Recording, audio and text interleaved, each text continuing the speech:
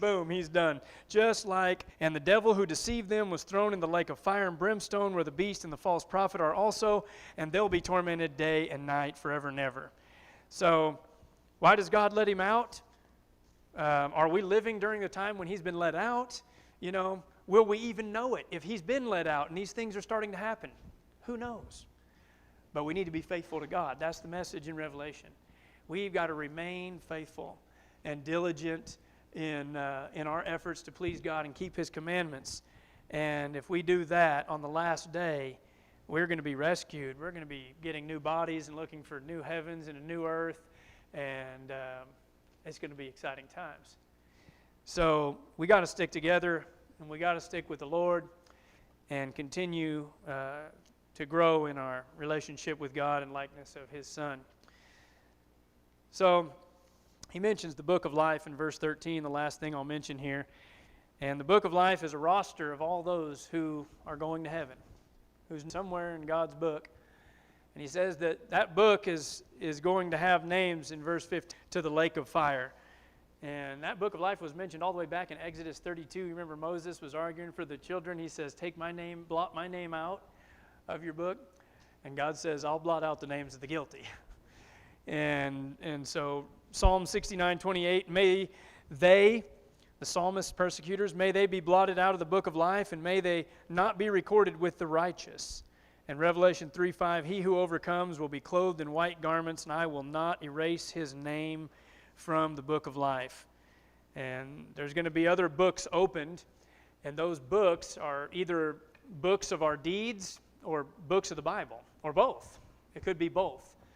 But whatever the case is, we'll be judged from those books, and it'll have a reflection of what we've done, good or evil, if we've been serving Christ, and he continues to cleanse those who do. So that's it, I think, for chapter 20. But it's not teaching premillennialism. Okay, I don't think you're going to find that there or anywhere else. What else? Anybody have any last comments?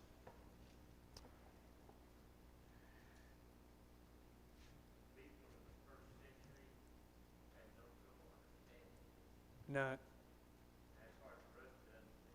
Yeah.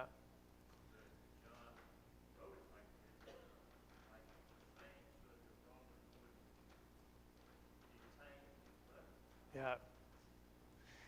It's interesting, like there's little snippets sometimes in the New Testament, even in Revelation, where I think Revelation 2 or 3, in one of those letters, he mentions, who was it?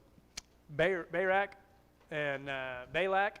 I can't even think of the name right now. Somebody help me out. What is it? Yeah, the donkey. Yeah, Balaam. I couldn't think of it. Okay, Balaam and Barak or whatever, and that whole situation. So that forces you, when you hear about what's going on in the church, and he likens it to that, you got to go back to the Old Testament, read a couple of chapters to get your mind around, oh, they're trying to incite God's people against somebody against them. And then you read about Gog and Magog. You got to go back and read these couple of chapters to try to unlock some of what's actually being said there. And if we don't do that, we just left to wonder, Gog and Magog, what is that? But the answer is back there. And it was for them just as much as it is for us, with the numbers and with those terms and everything. Anything else? Yes?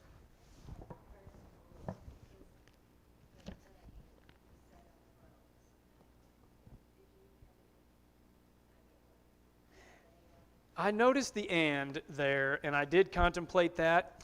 They sat on thrones. But when you get to the end of that verse, he says, those who had not worshipped the beast or his image, and had not received the mark on their forehead or on their hand, and they came to life and reigned with Christ for 1,000 years.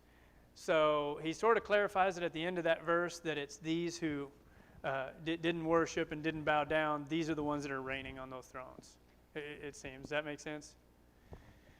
That's what I came across, that same thing reading it just this evening, and I was like, they, and then there's an and. So it sounds like he's talking about two different people, but then you get to the end of the verse, and it's almost like he clarifies it.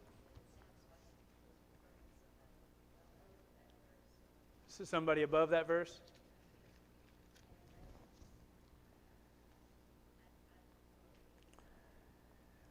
Yeah, I would follow where he says, I saw. So Revelation chapter 20, verse 1, he says, then I saw. Then you get to verse 4, and he says, then I saw. Then you get to verse 11, and he says, then I saw. And you can kind of get a little bit of a breakdown of the chapter maybe with those. And in verse 12, again, he says, I saw. So it's almost like he's giving you another picture.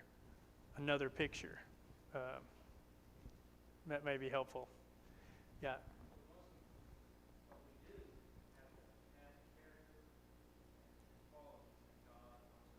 Yeah. Yeah. Yeah. We are to grow in our knowledge. God wants us to dig deep into this.